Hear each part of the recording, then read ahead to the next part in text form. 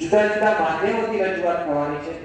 એટલે જે કોઈ બાળ બાલિકાઓ અત્યારે જુદા જુદા સેન્ટરોથી જુદા જુદા મંદિરોથી આ પૂજા દર્શનની અંદર જોડાયા છે તે સૌનું હાર્દિક સ્વાગત છે અને તે સૌને વિનંતી કે આ અદ્ભુત પૂજા દર્શનની અંદર આજે આપણને વિશેષ લાભ મળવાનો છે તો આપણે સૌ તટસ્થ થઈ સ્થિર થઈ અને આ દર્શન લાભની અંદર જોડાઈશું। આમ તો બાપાએ સંકલ્પ કર્યો અને બાપાના સંકલ્પ માટે આપણે સૌ કટિબદ્ધ થયા। આપ સૌ બાળકો બાલિકાઓએ ઘણો બધો ભોગ આપ્યો, ઘણા બધાએ પોતાનું વેકેશન છોડ્યું, ઘણા બધાએ ફરવા જવાનું છોડ્યું।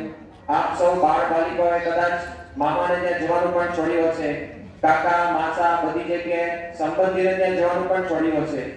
ઘણા બધા બાળકો અને બાલિકાઓ એવા પણ હતા કે જેમણે જુદા જુદા નિયમો લીધેલા કે જ્યાં સુધી આ મુખપાઠ પૂરો ના થાય ત્યાં સુધી અમારે ચોકલેટ નથી ખાવી, ત્યાં સુધી અમારે આઈસ્ક્રીમ નથી ખાવી। એવા ઘણા બધા નિયમો સાથે ઘણું બધું ત્યાગ કરીને આપ સૌ આ મિશન રાજીપાની અંદર જોડાયા હતા। તો આપના કરતા પણ બમણો ઉત્સાહ સ્વામીશ્રીને છે કે આપ સૌએ આ મિશન રાજીપાની અંદર ઝંપલાવ્યું છે તો આપ સૌને રાજી કરવા માટે અને આપ સૌ બાળ બાલિકા વિદ્વાનો જીવનની અંદર પ્રગતિ કરો એના માટે સ્વામીશ્રીએ પણ અદ્ભુત દાખલો કર્યો છે જે આગામી દિવસોની અંદર જુદા જુદા કાર્યક્રમો દ્વારા આપણને માહિતગાર થવાનું છે। સ્વામીશ્રી અત્યારે જુદા જુદા આપણા શિખરબદ્ધ મંદિરો છે તે મંદિરોના બધા જ વિદ્વાનો અત્યારે જે તે શિખરબદ્ધ મંદિરની અંદર આપના આ પૂજા દર્શન માટે ઉપસ્થિત છે। બાપા કોઈ પણ માણસના જીવનની અંદર બે વસ્તુ ખૂબ અગત્યની હોય છે। એ બે વસ્તુની અંદર સૌથી પહેલી વસ્તુ છે આંકડો અને બીજું છે શબ્દો।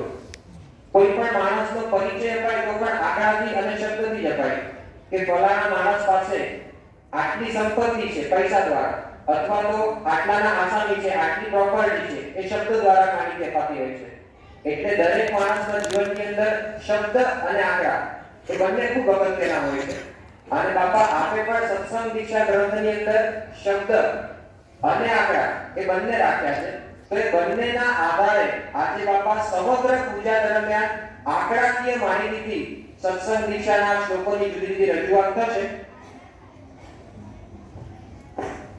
બાપા અત્યારે આ પૂજાની અંદર જોડાશો અને સાથે સાથે જે કોઈ વિદ્વાનોએ તૈયારી કરી છે એ સૌ વિદ્વાનો એમની ભક્તિ આપની સમક્ષ રજૂ કરશે।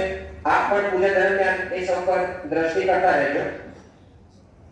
સ્વામી બાપા સૌપ્રથમ રાજકોટની વાત કરીએ। બાપા આપે સંકલ્પ કર્યો તો આપના સંકલ્પે રાજકોટના તમામ બાળ બાલિકાઓ મિશન રાજીપાની અંદર જોડાયા, એમણે સૌએ ઝંપલાવ્યું અને લગભગ 357 જેટલા બાળ બાલિકાઓએ કેવળ આપને રાજી કરવા માટે સંપૂર્ણ સત્સંગ દીક્ષા ગ્રંથ સંઘર્ષ કર્યો છે જે તમામ બાળકો બાલિકાઓના સ્ક્રીન પર આપણને દર્શન થાય છે। અને સ્વામી બાપા એ તમામના પ્રતિનિધિઓ પણ અત્યારે આપની પૂજામાં અહીંયા ઉપસ્થિત છે। એમને આપણે જુદી જુદી રીતે કેટલાક પ્રશ્નો સત્સંગ દીક્ષાના પૂછવાના છીએ। કઈ રીતે પૂછવાના છીએ તેની વાત અક્ષરભાઈ કરશે। તો સર્વપ્રથમ રાજકોટના બાળ વિદ્વાનોને આપણે વિશેષ પદ્ધતિ દ્વારા મુખપાઠ પૂછવાના છીએ। અહીંયા સ્ક્રીન ઉપર